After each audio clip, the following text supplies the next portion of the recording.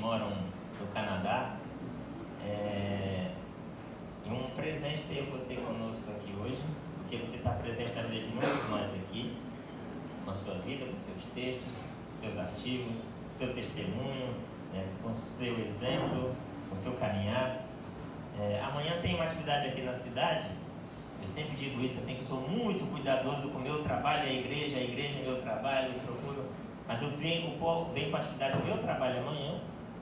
Uma passagem estava comprada, eu digo assim, porque não convidaram para ir lá na igreja assim, né?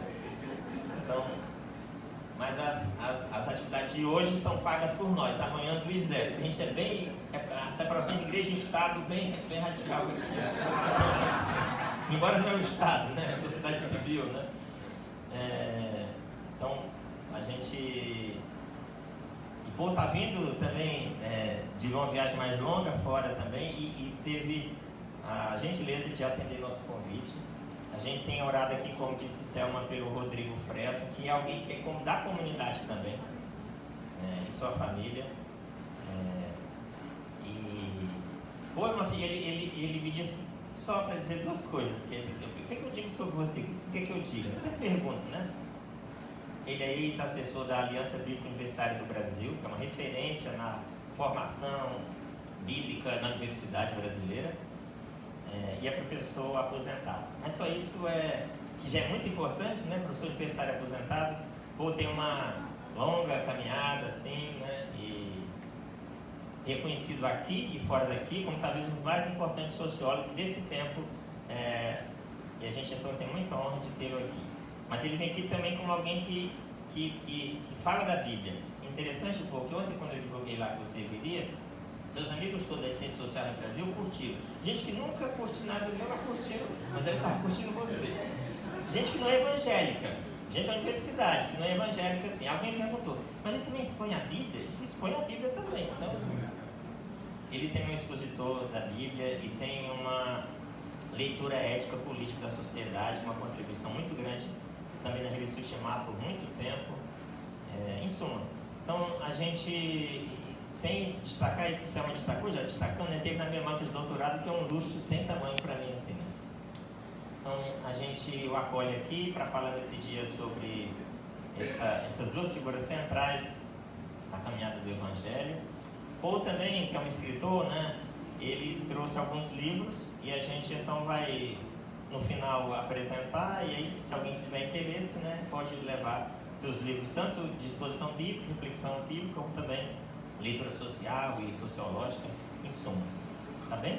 Vamos parar outra vez mais, vamos pedir a graça de Deus e a sua bênção pela vida do povo, né? Deus, muito obrigado pela vida de Paul Fresso, seu testemunho, sua caminhada, sua história, seu serviço, seu ministério, seu magistério, sua orientação ética para tantas pessoas. Agradecemos sua família, abençoe a Yolanda nesta hora, o Rodrigo, também seus outros dois filhos, seus netos, sua família toda. Guarde a ele com a saúde que precisam para o bem-estar, cuidar de seu filho especialmente, dele as alegrias e dele o bem-estar para que a vida se alargue para sua felicidade e para a nossa também. Muito grato por tê-lo conosco nessa manhã. Agradecemos-te por tua presença, que enche a nossa vida e que por intermédio de Pô a gente ouça outra vez o Evangelho, que sejamos ensinados, iluminados, desafiados, acolhidos, abraçados por tua palavra. Muito te agradecemos e pedimos a tua direção em nome e por graça de Jesus. Amém.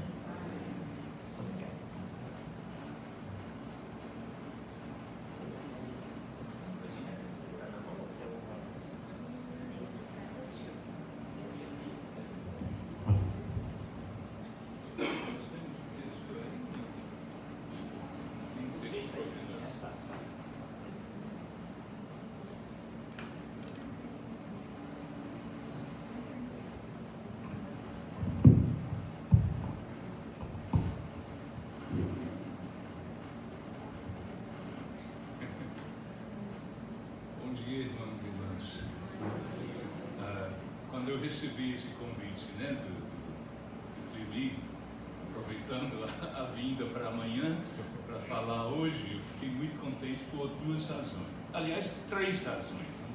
Primeiro, porque veio do Pliny, que é uma pessoa que eu conheço há muito tempo já, e que eu tenho maior respeito e muito carinho. E realmente é uma honra para mim vir para a sua igreja. E em segundo lugar, porque eu sei que essa é uma igreja que ora pelo meu filho Rodrigo.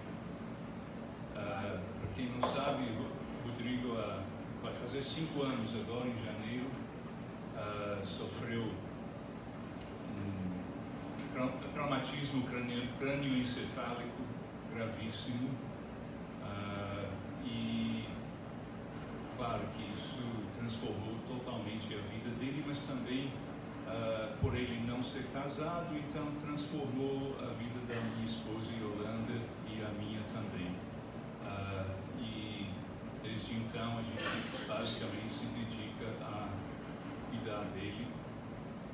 E eu sei que é graças às orações de pessoas como vocês e pessoas em outros lugares também que desde o começo oram pelo Rodrigo e pela gente. É só graças a essas orações e muitos momentos que a gente conseguiu se manter acima da enchente, sobrevivendo, né? E realmente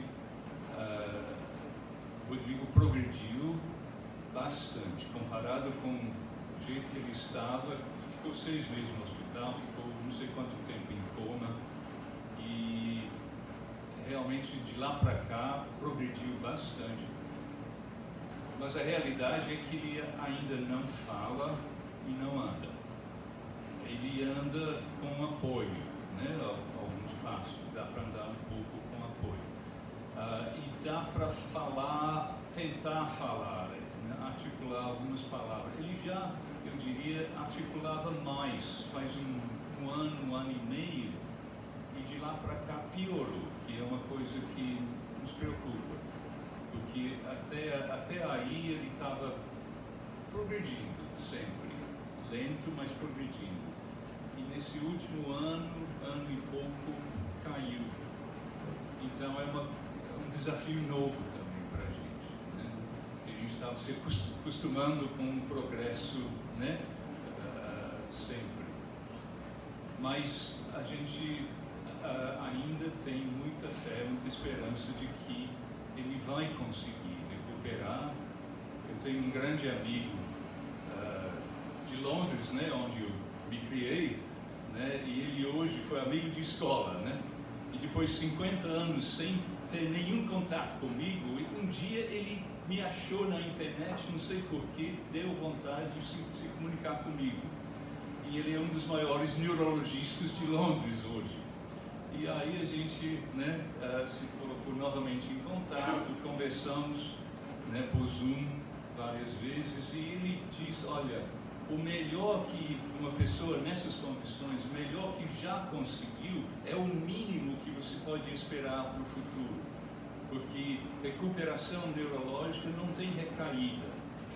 Então, isso foi uma palavra de grande conforto, né, esperança para a gente. E em terceiro lugar, eu fiquei contente de receber o convite, porque é o Advento, né? Esse momento, essa fase maravilhosa do ano, né, em que a gente medita sobre a vinda de Cristo, o que significa isso e o que significou para várias pessoas ao redor, né, de Cristo. E eu pensei que seria interessante a gente falar dessas 2 figuras. Não sei se dá para voltar para aquela imagem linda que tinha antes, de Maria e José.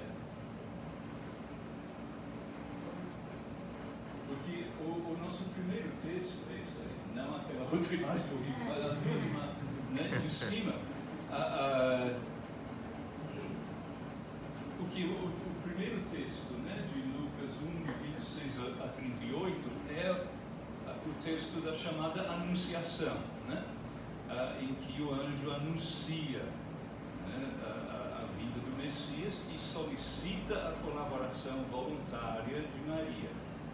E eu tive o privilégio uma vez de visitar a Igreja da Anunciação em Nazaré. E fora da igreja tem Marias de todos os países. Imagens de Maria, né, segundo, tem Marias, a Maria da Indonésia, Maria russa, Maria sul-africana, Maria, né, de todos os países. Então, assim, as imagens mais diversas, refletindo toda o leque, né, do gênero humano, né, e Maria retratada de todas essas formas. Então, achei linda essa imagem também. Então, e também de José, porque eu quero falar dessas duas figuras admiráveis por razões um tanto diferentes, né, mas porque cada um é convidado por Deus a um papel muito diferente, né, no plano do reino de Deus. Mas, antes de falar dessas duas figuras, eu acho que é bom colocar um pouco o contexto mais amplo, porque esses textos marcam o início do que eu chamaria a grande história. História com E, não história com HI, né? O cristianismo é as duas coisas. O cristianismo é história, com H, é história, né? Ou seja, tem uma frase famosa de um filósofo, um grande filósofo, que diz: para entender algo humano, nós temos que contar uma história. E independente da história do Natal ser verdadeira, ser história mesmo, ter acontecido mesmo, independente disso, é uma história fantástica, né? Essa característica de história, porque a grande inovação do cristianismo não é o monoteísmo, não é um só Deus, isso já existia. O grande barato do cristianismo é a encarnação, é Deus se tornando ser humano. E essa história imbatível, eu diria, que constitui o cerne do cristianismo. O Deus que entra na história e se torna ser humano. Essa é a vantagem comparativa, digamos, da fé cristã, né? De ter a melhor história, uma trama inigualável, melhor do que qualquer novela das 8, né? A mais bela história jamais contada. E o Natal é sobre isso. É a encarnação de Deus como grande história. E tudo que isso implica para a nossa imagem de Deus, nossa concepção do que significa ser humano, uma pessoa humana, e nossos valores sociais. Porque em todo momento dessa história, as expectativas são invertidas. O nosso problema é que a gente ouve essa história, provavelmente a grande maioria aqui, talvez todos, desde criança. A gente ouve essa história, então a gente não valoriza como deveria, não valoriza a inovação, essa característica totalmente, né, invertida nessa história. Porque Deus não se torna um ser humano qualquer. Ele vai muito mais longe. Por exemplo, os fundadores das grandes religiões.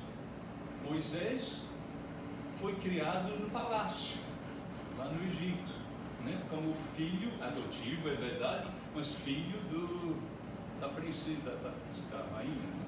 Filha do faraó. Buda era filho de um rei. Maomé não começou tão alto na vida, mas depois ele se tornou líder, governante. Mas Jesus, tanto na sua origem social como na sua trajetória de vida, O caso dele é totalmente diferente.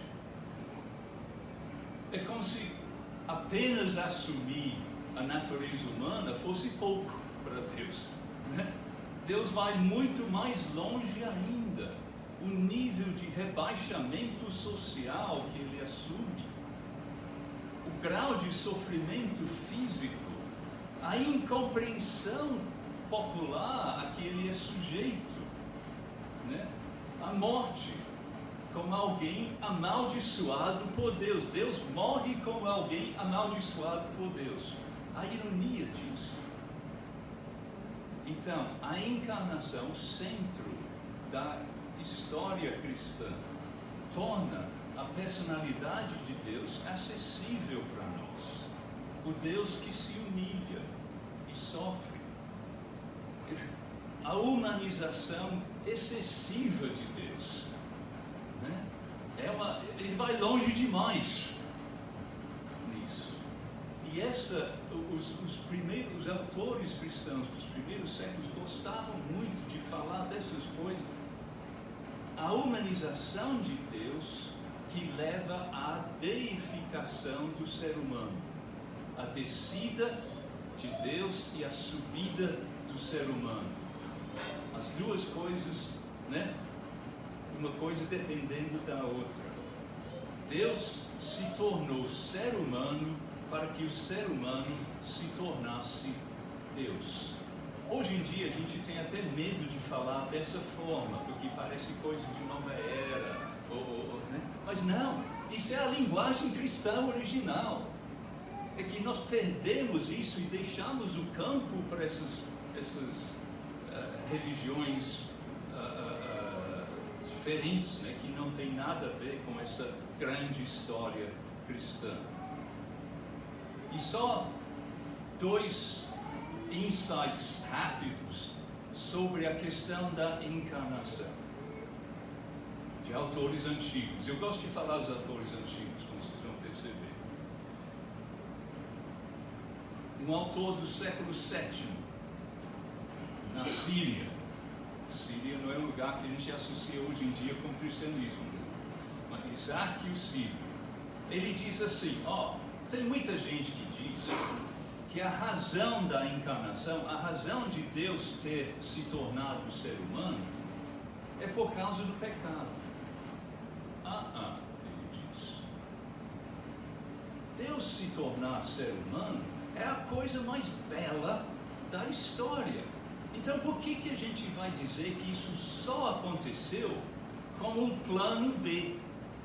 Quando a coisa deu errada, quando o ser humano começou a pecar, Deus pensou, e agora? Plano de contingência, eu vou me encarnar. Não, ele diz, nada disso. A razão da encarnação não é o pecado humano, é o amor divino. Deus se encarna por amor, não como um plano B para remediar uma situação que nunca deveria ter acontecido. E um segundo insight, de um autor bem mais moderno, não é do século VII, é do século XIII, então bem mais recente, mais perto da gente. E é da minha terra, em inglês, chamado Walter Hilton. Parece que ele fundou aquela cadeia de hotéis, né? E ele diz assim, a importância de meditar constantemente na humanidade de Cristo. Ele acreditava, como nós acreditamos, na divindade de Cristo também, mas ele frisa, igualmente importante é meditar na humanidade de Cristo, porque essa meditação transforma, essa meditação nos guarda de muitos erros e nos ajuda a adquirir as virtudes. Aí ele diz, vista, ponha a roupa, vista a semelhança de Cristo. Ou seja, aí que vem depois? Como é que ele vai descrever a semelhança de Cristo? 2 coisas, a humildade e o amor. A humildade e o amor. Porque o centro da história cristã é essa figura, a figura mais atraente da história, o próprio Cristo. E a meditação dos evangelhos, eu acho, se tornou ainda mais importante em nossos dias, porque existe por aí uma certa volta em muitos lugares, muitos países, ao cristianismo, mas é um conceito muito estranho de cristianismo e um conceito muito estranho de Jesus. É um Jesus que é uma série de coisas que eu leio os evangelhos e sinceramente não acho, não vejo. Então é importante a gente meditar nos evangelhos sobre a humanidade de Cristo. Vamos ler então, tem o texto, dá para projetar.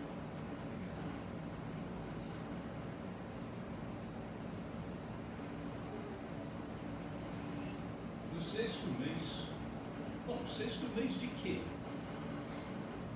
Sexto mês da gravidez de Isabel, mulher do Zacarias, obrigado.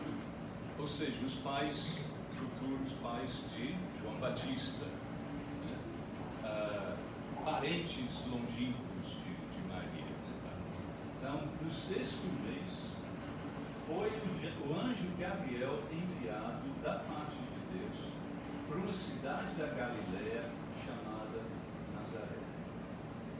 Essa frase, esse versículo já inverte tudo, já bagunça a cabeça de todas as pessoas que liam esse texto originalmente no mundo antigo, porque a gente está tão acostumado com esse texto que não entende o quanto esse texto é impactante, é surpreendente. O anjo Gabriel foi enviado da parte de Deus para onde? Para uma cidade da Galiléia. Galiléia é o quê? Galiléia é uma região periférica dos judeus. Para os judeus de Jerusalém, Galiléia é Galiléia dos gentios, era uma região muito mista, misturada, né? Tinha judeu e tinha não judeu, tinha muitas cidades já com modos gregos de viver, muitos judeus que tinham abandonado a fé, né? E nada de bom pode vir da Galiléia. E dentro da Galiléia, uma cidade é muito, né? Um vilarejo chamado Nazaré, que mesmo dentro da Galiléia não era nada. Então é a periferia da periferia do Império Romano, para começar. Então são várias periferias, vários estágios de rebaixamento. Há uma virgem desposada com um certo homem da casa de Davi, cujo nome era José. A virgem chamava-se Maria. E entrando o anjo aonde ela estava, disse: alegra-te, muito favorecida, o Senhor é contigo. Depois a gente vai ver como essa saudação a gente acha, que legal, alegra-te, mas ela, porém, ao ouvir esta palavra, perturbou-se muito, não sem razão, como a gente vai ver, e pôs-se a pensar no que significaria esta saudação. Mas o anjo lhe disse: Maria, não temas, porque achaste graça diante de Deus. Eis que conceberás e darás à luz um filho, a quem chamarás pelo nome de Jesus. Este será grande, será chamado Filho do Altíssimo. Deus, o Senhor, lhe dará o trono de Davi, seu pai. Ele reinará para sempre sobre a casa de Jacó, e o seu reinado não terá fim. Então, disse Maria ao anjo: como será isto? Pois não tenho relação com homem algum. Respondeu-lhe o anjo: descerá sobre ti o Espírito Santo, e o poder do Altíssimo te envolverá com a sua sombra. Por isso, também o ente santo que há de nascer será chamado Filho de Isabel, tua parenta, igualmente concedeu um filho na sua velhice, sendo este já o 6º mês para aquela que diziam ser estéril. Porque para Deus não haverá impossíveis em todas as suas promessas. Então disse Maria: aqui está a serva do Senhor, que se cumpre em mim conforme a tua palavra. E o anjo se ausentou dela. Essa história é muito conhecida, né, para a gente. Então, eu quero frisar alguns aspectos apenas dessa história. Primeiro, o que Deus está fazendo aqui? Ele está pedindo licença. Pedindo licença para quê? Para entrar no mundo dele próprio. É como se ele estivesse pedindo licença para entrar na nossa própria casa. Deus, porque Maria pode recusar, né? Quando é que essa conversa termina? Termina no versículo 38, quando Maria fala: aqui está a serva do Senhor, né? Seja que se cumpra em mim conforme a tua palavra. Maria poderia recusar.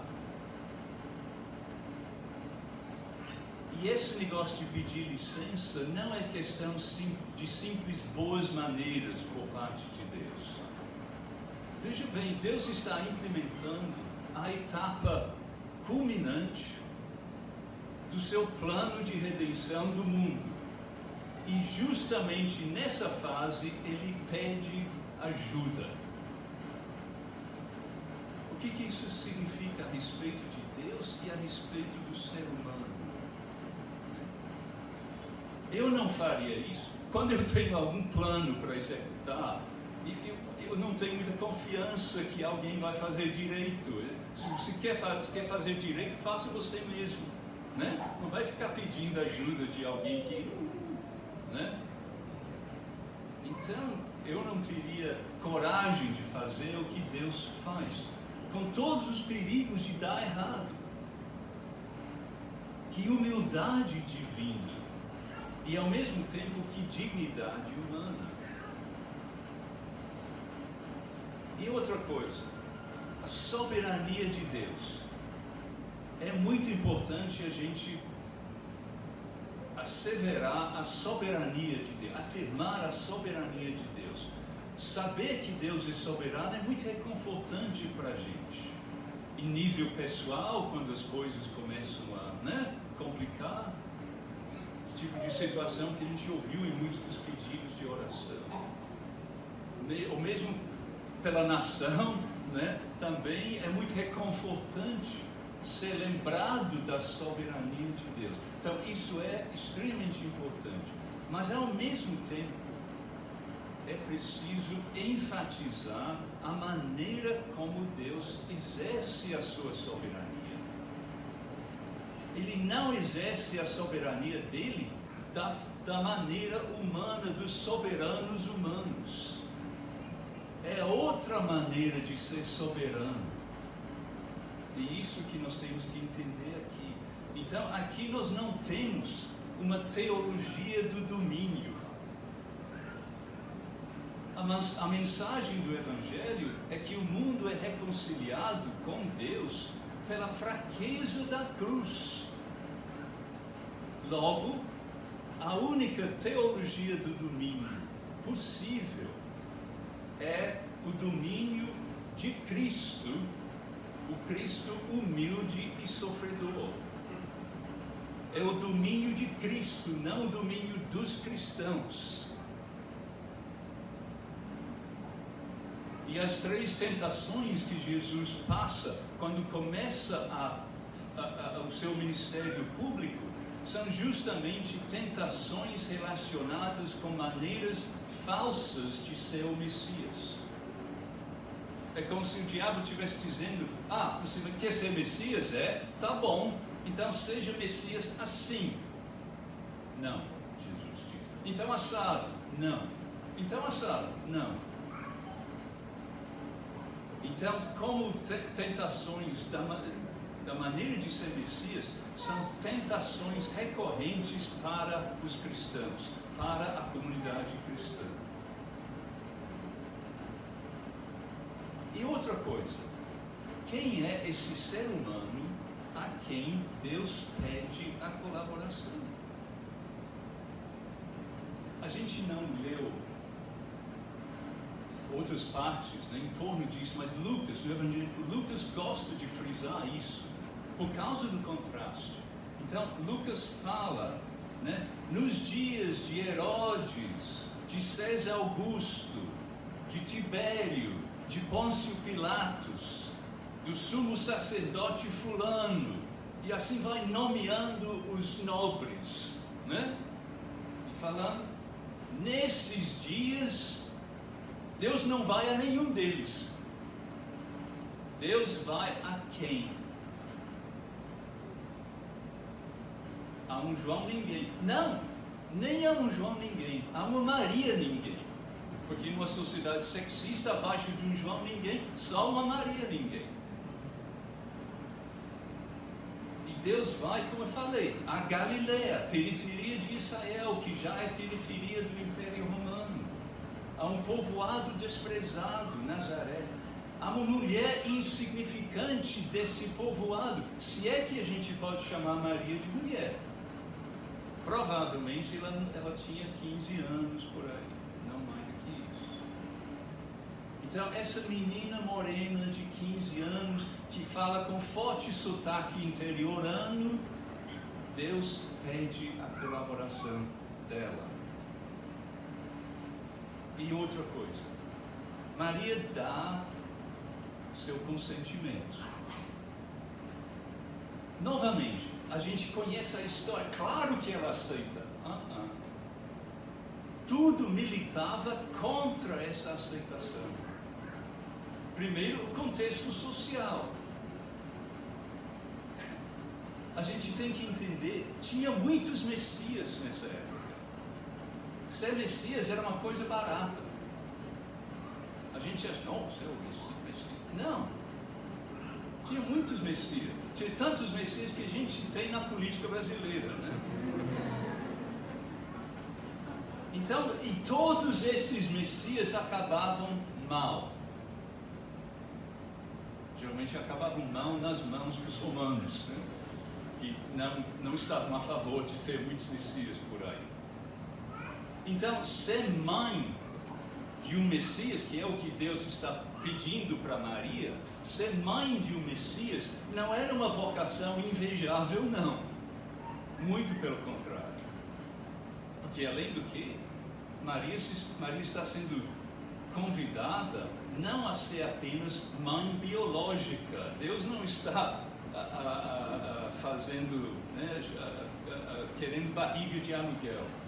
Maria está sendo convidada a ser mãe social também dessa criança, a criá-la, né?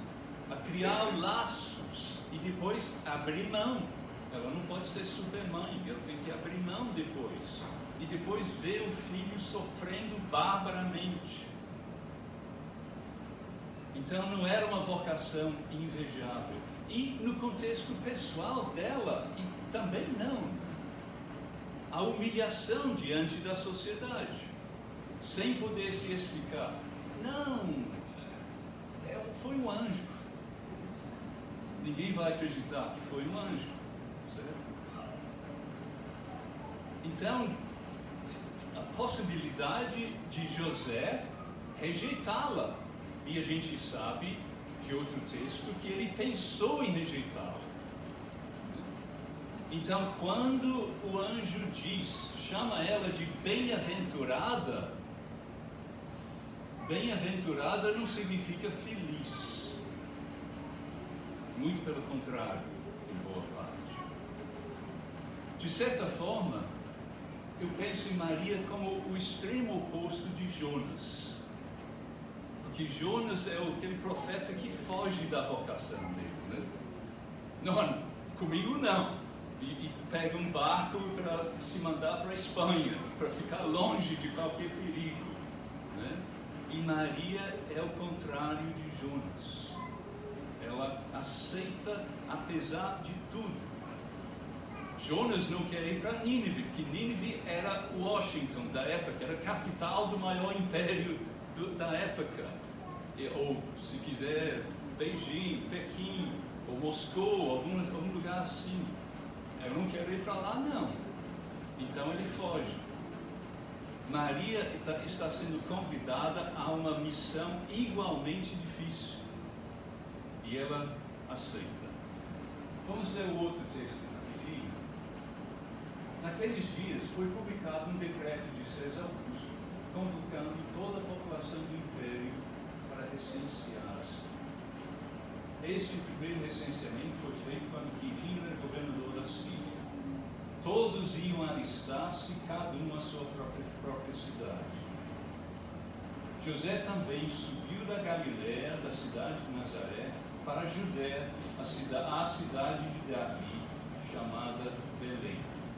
Por ser ele da casa e família de Davi, a fim de alistar-se com Maria, sua esposa, que estava grávida. E a gente sabe que bem no finalzinho da gravidez. Não vamos romantizar essa história de Natal. Maria e José são pessoas humildes, no bom sentido, mas também humildes no sentido corriqueiro da palavra, ou seja, pessoas socialmente fracas e vulneráveis. A qualquer momento eles podem sofrer inconveniências e prejuízos por causa de decisões tomadas em outro continente. Não sei se isso lembra alguma coisa da nossa época.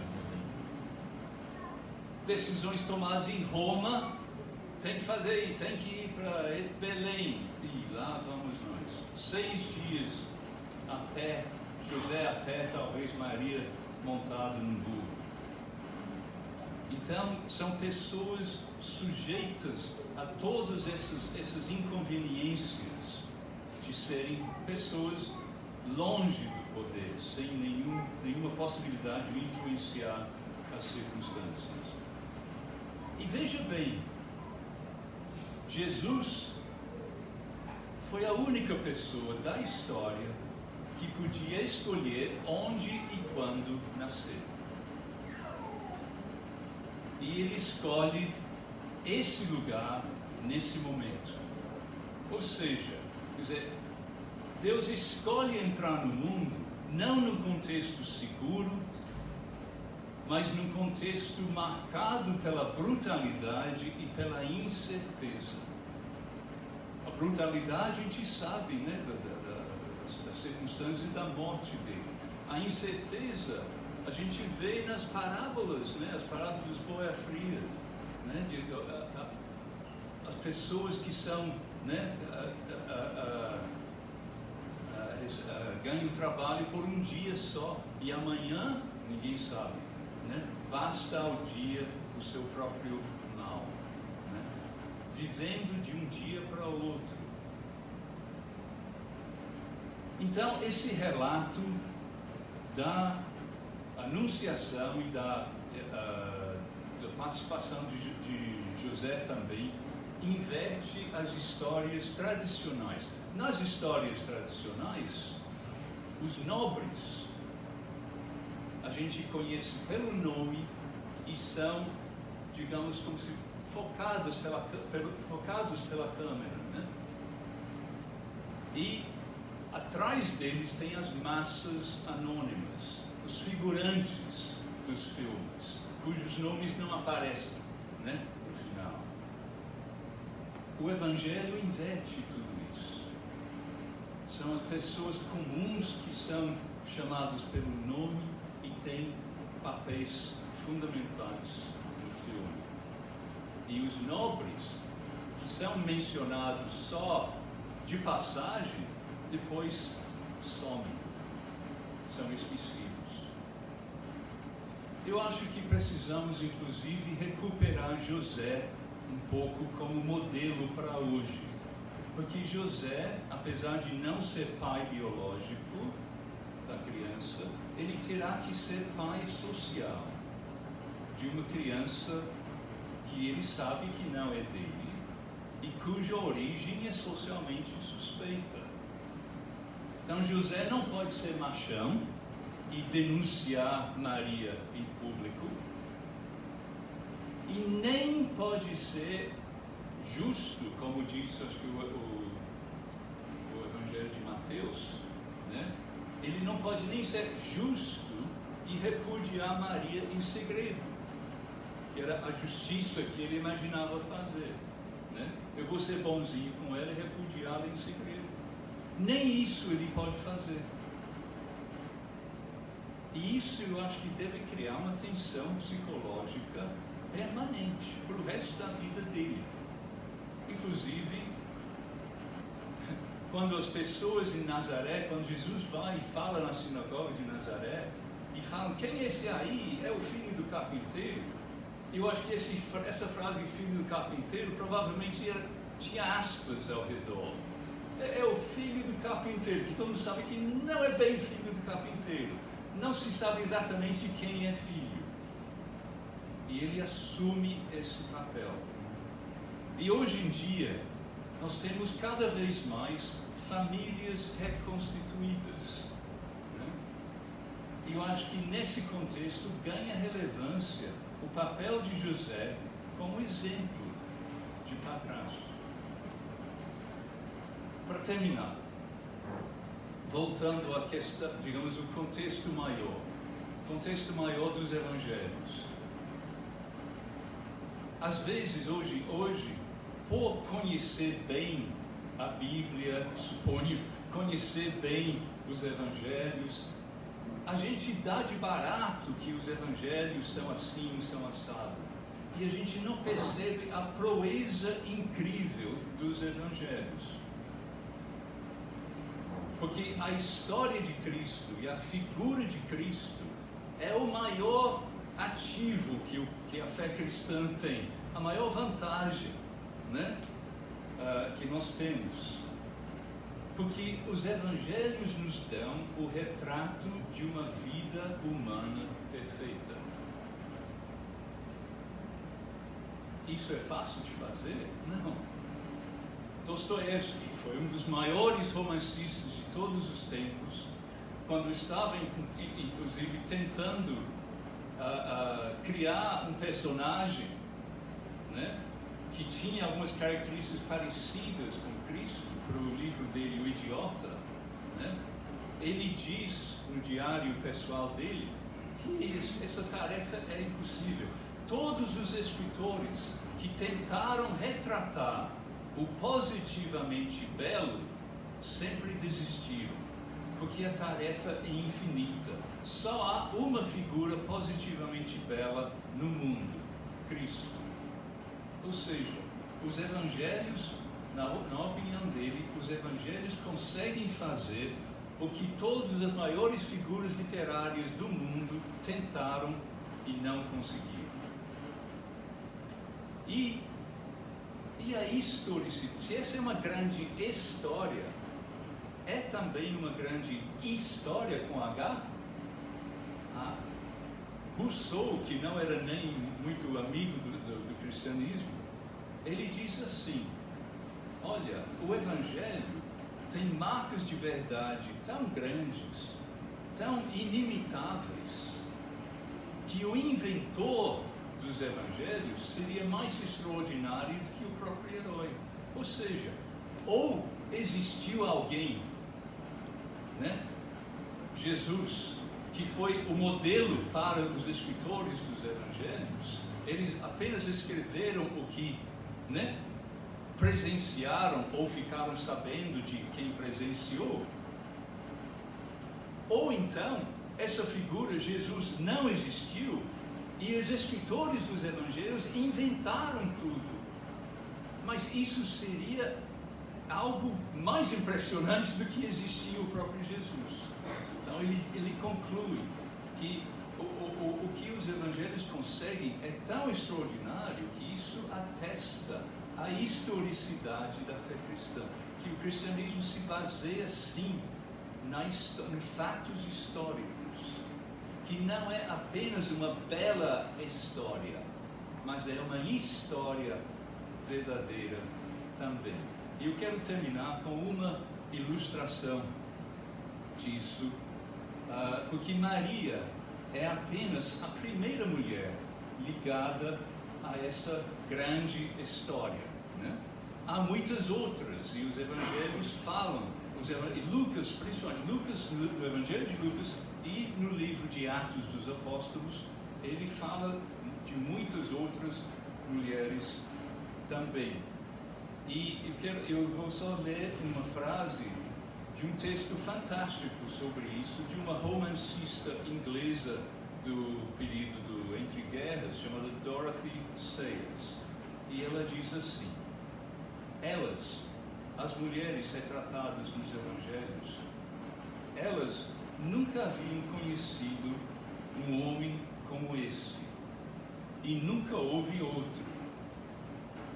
Um profeta e mestre que não resmungava delas, nunca usou de lisonjeio ou bajulações ou condescendências, que nunca fez piadas maliciosas a seu respeito, que repreendia sem recriminações e que elogiava sem condescendência, que levava a sério as suas perguntas e os seus argumentos, que nunca tentou mapear a sua esfera, nunca lhes exortou a serem femininas, nem as ridicularizou por serem mulheres, que não tinha interesses particulares ou um ego masculino inseguro para defender, que as aceitava do jeito que eram e não se preocupava com a impressão que causava. Não há sequer uma ação, um sermão, uma parábola em todo o Evangelho que lance mão do capricho feminino. Das palavras e ações de Jesus, ninguém aprenderia que pudesse haver algo de engraçado na natureza feminina. Eu acho essa descrição fantástica. Ela, acho que a Dorothy Sayers, conseguiu captar esse feito extraordinário dos evangelhos, que só poderia acontecer porque por trás dos evangelhos existia a figura mesmo, a figura histórica de Jesus. E ela captou isso, essa natureza tanto histórica como a grande história, a atratividade dessa grande história, que é o cerne dessa fase do advento que a gente vive nesse momento. Muito obrigado.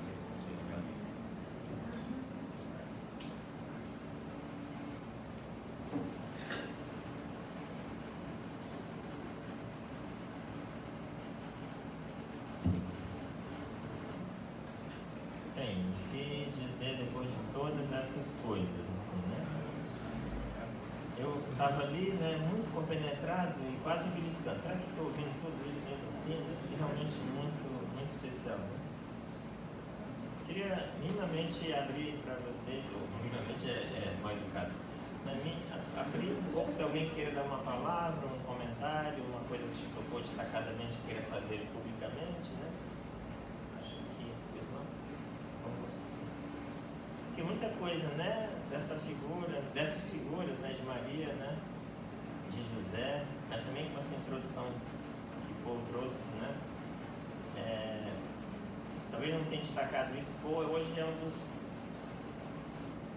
maiores estudiosos dos pais da igreja e dialogando com o mundo contemporâneo. Esses pais e mães, assim, têm lido essa literatura antiga que nem sempre está traduzida para a gente, e ele tem lido e trazido reflexões muito profundas, assim, muito profundas. Também acho que não disse isso, né? Paul é inglês de nascimento e naturalizado brasileiro, casado com uma brasileira do Maranhão, a Yolanda, seus filhos nasceram aqui.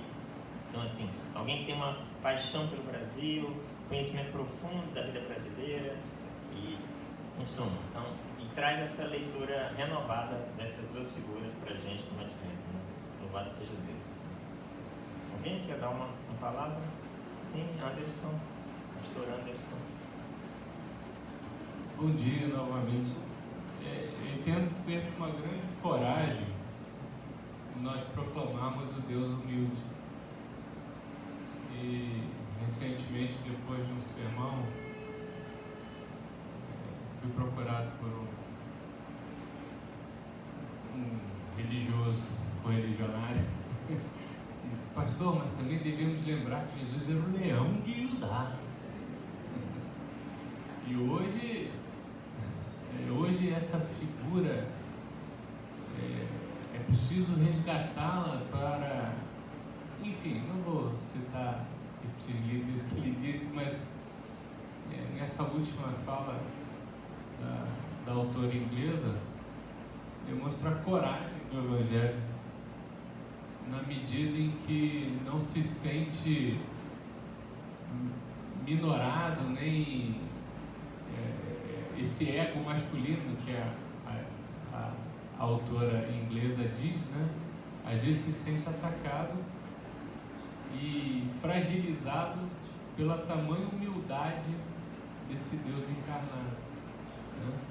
E hoje a gente tem aí uma machonaria em busca do leão de Judá, né? Quando Jesus da manjedoura é esquecido, né? Bem, falando disso, irmãos, falando disso, que Paulo trouxe no final também, né?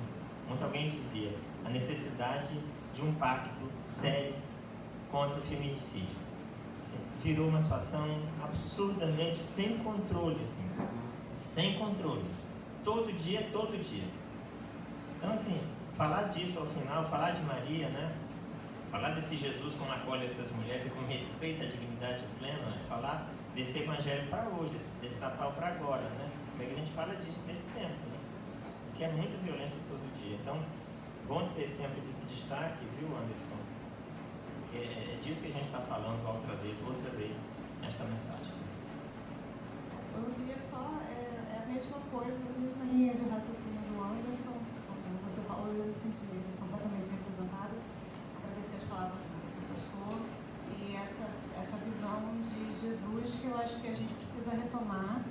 E eu fiquei muito agradecida por ouvir as palavras que eu ouvi aqui agora pela manhã, desse Jesus de sandália, né, dessa humildade, que parece que a gente perdeu um pouco isso, e eu me senti completamente alimentada e abastecida. Muita gratidão.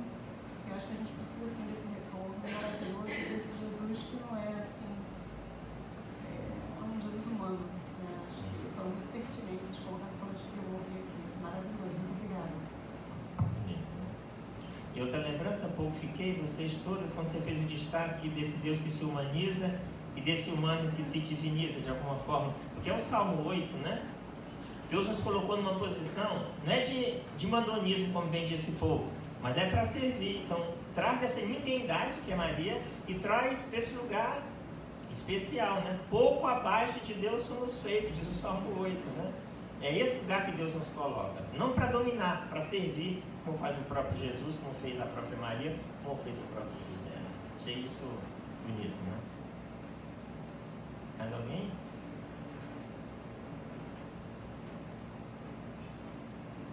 Vamos cantar então? Ou eu queria que você selecionasse aí uns livros para a gente apresentar aqui, pode ser? Assim, os livros.